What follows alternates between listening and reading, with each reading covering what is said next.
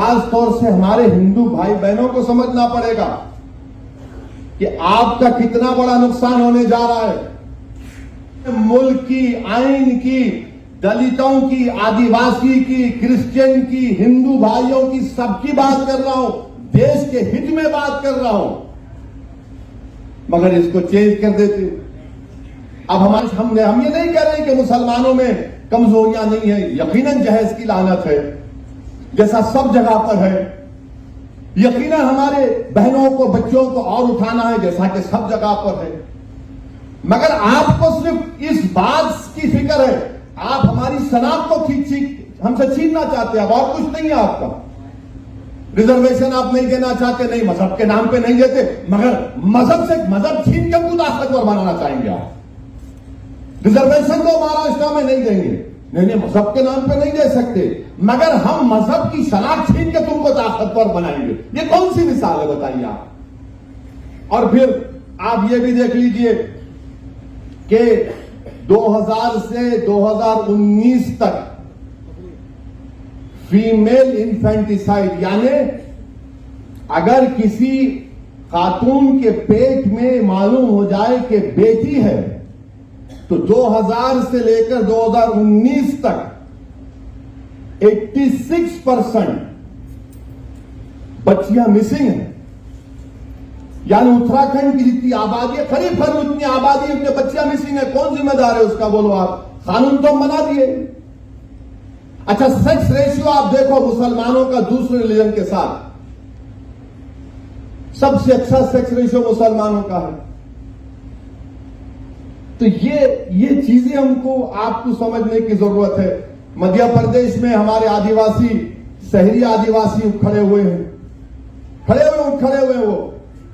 अच्छा, मैं चाहूंगा कि देवेंद्र फडणवीस जरा महाराष्ट्र के ट्राइबल एरिया में जाके बात करें यूसीसी की। शिंदे चले जाए, अब तो 3 in 1 हो गए, अजीत पवार भी चले जाए। महाराष्ट्र के आदिवासी एरिया में जाके बोले हम लाएंगे, देखो क्या नतीजा निकलता वहां पे। करो, छत्तीसगढ़ में जाके बोलो, अब इलेक्शन है 3-4 महीने में। राजस्थान के कबायलियों को बोलो, आप आदिवासियों को। हम यही बताना चाह रहे हैं कि ये जो भारत की खूबसूरती जिसका जिक्र इम्तियाज जलील साहब ने किया, यही खूबसूरती है भारत की। बार बार बोलते अमेरिका में ऐसा है कि अमेरिका में, अरे अमेरिका में ये कल्चर है। अमेरिका में इतने कल 2000 से 3000 कितने कल्चर है? नहीं है।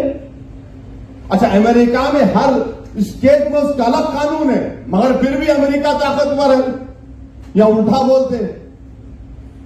भारत के वजीर आजम बोले कि एक मुल्क में, एक घर में 2 कानून कैसा रहेंगे। तो ये बातें इसको समझने की जरूरत है। और अगर नहीं समझेंगे तो फिर आप मुल्क को कमजोर करना चाहते हैं। और फिर किसी एक टीवी चैनल पे बोले कि हम एक सर्वे करें, 8000 औरतों का सर्वे करें। अरे दीवाने, मुस्लिम पर्सनल लॉ बोर्ड ने 4 करोड़ 80 लाख लोगों का सर्वे ओपिनियन लेके सीडी में 21 लॉ कमीशन को दिया, और तुम 8000 की बात कर रहे हो। उस 4 करोड़ 80 लाख में आधे हमारी बहनें हैं, बेटियां हैं, जिन्होंने रद्द किया कि हमको यकसा सिविल कोर्ट नहीं चाहिए। अब आप बता रहे हैं। तो ये मकसद एक ही है कि भारत के इस खूबसूरती को हमेशा के लिए प्लुरलिज्म खत्म करके रख दिया जाए। भारत के वजीर आजम क्या बोलते हैं कि एक भारत एक इलेक्शन, एक भारत एक टैक्स, एक भारत एक कल्चर, एक भारत एक मजहब, एक भारत एक शनाख्त। अब हद ये हो गई कि रुके नहीं, उन्होंने बोले ने एक भारत एक फर्टिलाइजर। कैसा एक फर्टिलाइजर हो सकता है मेरे बताइए आप? अरे बोले जा रहे हैं, बके जा रहा हूं जुनू में क्या क्या, और सामने बता रहे हैं मुल्ला जी को मुसलमान को इनको हम सबक सिखा नहीं, आप सबका नुकसान करने वाले हैं। तो इसीलिए हम तमाम को, और खास तौर से हमारे हिंदू भाई बहनों को समझना पड़ेगा कि आपका कितना बड़ा नुकसान होने जा रहा है। आप किस चीज से महरूम हो जाएंगे। और ये बार बार ये जो दुम छल्ले हैं, अरे क्या होता नहीं है, क्या दीन खत्म हो जाता। अरे दीवाने, दीन खत्म होने के लिए नहीं आया, दीन सुबह कयामत तक रहेगा। दुनिया उस वक्त खत्म होगी जब कलमा बोलने वाला नहीं रहेगा, जब दुनिया खत्म होगी। मगर मैं ये दीन की बात नहीं कर रहा हूं, मैं मुल्क की, आइन की, दलितों की, आदिवासी की, क्रिश्चियन की, हिंदू भाइयों की, सबकी बात कर रहा हूं, देश के हित में बात कर रहा हूं। मगर इसको चेंज कर देते। अब हमारे मीडिया वाले भी सोच रहे होंगे कि अब कहां से इसको पकड़ना। नहीं पकड़ सकते आप। कहां से पकड़ते पकड़ो आप। कोई कैरम बोर्ड है, क्वीन को कब गिराएंगे, किंग को कब गिराएंगे। मुल्क है भाई, मुल्क को चलाना है। ये भारत है, 130 करोड़ का देश है। इसको आप 2 मिनट नूडल के साथ नहीं चला सकते। लाए नूडल खरीदे, 5 मिनट बनाए, अम्मा देखा, बच्चे को खा, बच्चा खाता बैठ के। ये ऐसा नहीं है भारत में। 130 करोड़ का देश है। यहां पर हमा किस्म के लोग हैं, हमा किस्म के रंग के लोग हैं, हमा किस्म के सोच के लोग हैं। इसीलिए तो हमारे बुजुर्गों ने तो अंग्रेजों से खिलाफ लड़ा था कि इस मुल्क को ऐसा रखेंगे हम। और मैं अपनी बात को खत्म करूंगा इस बात पर, 2 बात पर खत्म करूंगा कि जो हमारा 21वां लॉ कमीशन था, चौहान साहब ने क्या कहा था कि cultural diversity cannot be compromise to the extent that our urge for uniformity itself becomes a reason for threat to the territorial integrity of the nation. Justice Chauhan साहब 21वीं लॉ कमीशन के चेयरमैन थे। उन्होंने कहा कि कल्चरल जो diversity है उस मुल्क की, जो खूबसूरती है, उसको कॉम्प्रोमाइज इस हद तक नहीं किया जा सकता यूनिफॉर्मिटी के नाम पर कि ये हमारे भारत की टेरिटोरियल इंटीग्रिटी के लिए खतरा बन जाए। ये सुप्रीम कोर्ट का जज कह रहा है, बीएस चौहान साहब कह रहे हैं। और फिर बाबा साहेब अंबेडकर ने क्या कहा था।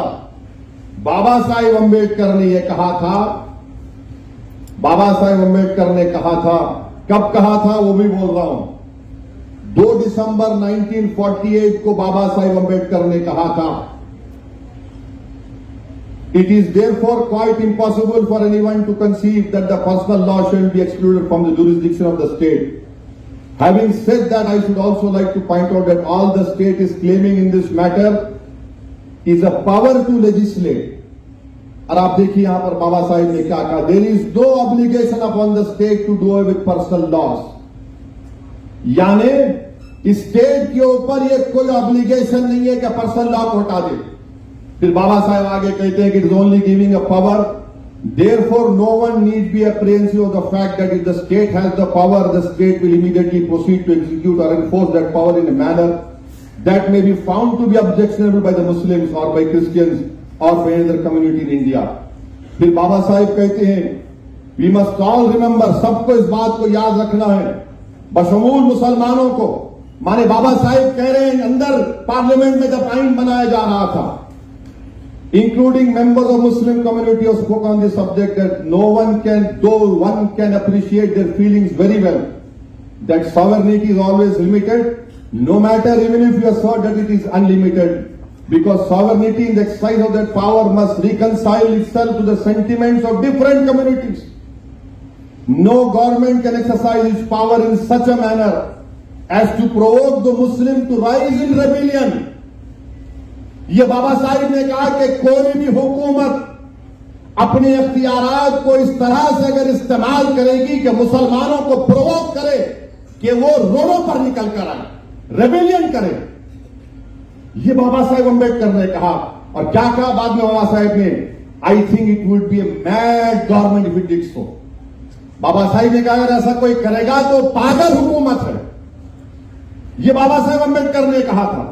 But that is a matter which relates to the exercise of the power and not to the power itself. ये बाबा साहेब अंबेडकर ने कहा था। अब नरेंद्र मोदी जो बाबा साहेब अंबेडकर का नाम लेते लेते नहीं थकते, उनको पढ़ना चाहिए। ये आरएसएस वालों को जो झूठी मोहब्बत करते बाबा साहिब से, उनको पढ़ना चाहिए। और ये जो सेक्युलर पार्टी है, चाहे वो कांग्रेस हो, राष्ट्रवादी हो, उनको मैं पूछना चाह रहा हूं, कांग्रेस पार्टी को, गांधी ने अक्टूबर 28 1931 को नहीं कहा था? क्या कांग्रेस ने अक्टूबर 1937 को नहीं कहा था? क्या नेहरू ने अप्रैल 6 1937 को नहीं कहा था? बोलो, फिर मुंह खोलो। और वो लोग जो मुझ पर, मुफ्ती इस्माइल पर, इम्तियाज जलील पर, डॉक्टर गफ्फार कादरी पर इल्जाम लगाते हैं, बी टीम, अरे कहां गए तुम लोग? आज गूंगे बन के बैठे हो? तुम शरीयत की हिफाजत के लिए तुम्हारी जबान को जुम्बिश नहीं देते? इलेक्शन आ जाएगा तो गुलामी करने के लिए तैयार हो जाते हो। अरे आज बोलो ना, कल क्या बोलोगे जब हिसाब किताब का मैदान होगा? आज बोलो, बोल के दिखाओ, जाओ बोलो, अपनी पार्टियों को मुंह खोलो, रोको इस चीज को। मगर इलेक्शन आएगा, नहीं नहीं नहीं, ये लोग वोट तोड़ते हैं। अरे हम भारत के लिए बात कर रहे हैं। हमको इस बात का संविधान आर्टिकल 25, आर्टिकल 44 से बड़ा है।